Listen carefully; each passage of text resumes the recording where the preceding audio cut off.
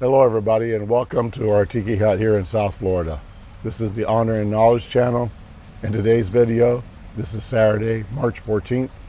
Today's video is all about my Hungry Strike for America status and GLP-1s. So, had a bunch of relatives here this week, including two little granddaughters. Yep, it's spring break here in South Florida, well, for the whole country, but you know what? It's a good excuse for family members to come and visit us, which is wonderful.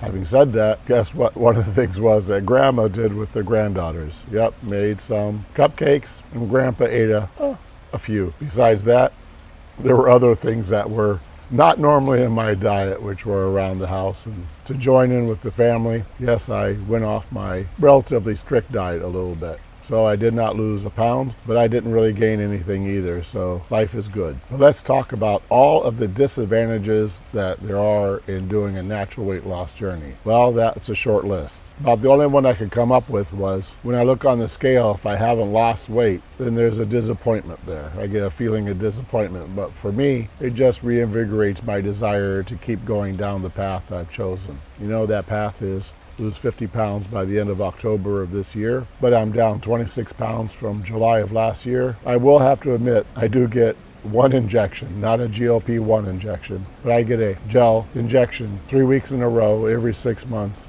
into one of my knees, and that knee continues on afterwards very well. I don't have pain, and I get really good mobility. No disadvantages really of not using GLP-1s. You get all the joy of losing weight on your own. You get to redo your lifestyle. In my way of doing a natural loss journey, I participate in all events, celebrations. I don't play like a monk. I don't cut myself off from the rest of the world. I participate fully in everything, fully meaning in the fun, not necessarily in all the eating that I used to do. I don't know the last time I bought ice cream. But I do need to go into some recent news about GLP-1. First of all, there's all kinds of stuff out there on the internet now with regards to all the actresses that are coming up for the Oscar red carpet. So many of them are taking GLP-1 medications, and so many of them look like they're taking GLP-1 medications. I believe they've all forgotten what the core reason is, what the foundational reason, what the real reason is to be in shape. And that is to be mentally and physically in shape to handle life. You know, being addicted, the same thing as anorexia, in my mind at least.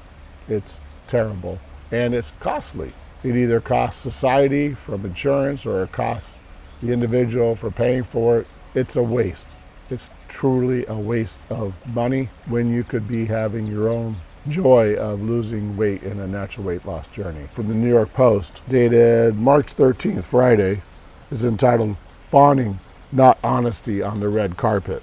And it laments the fact that Joan Rivers is not around anymore because she was extremely blunt with regards to a lot of these actors and actresses. I say actors and actresses, but for as far as I know, it's mostly actresses. It's mostly women that are on GLP-1 medications.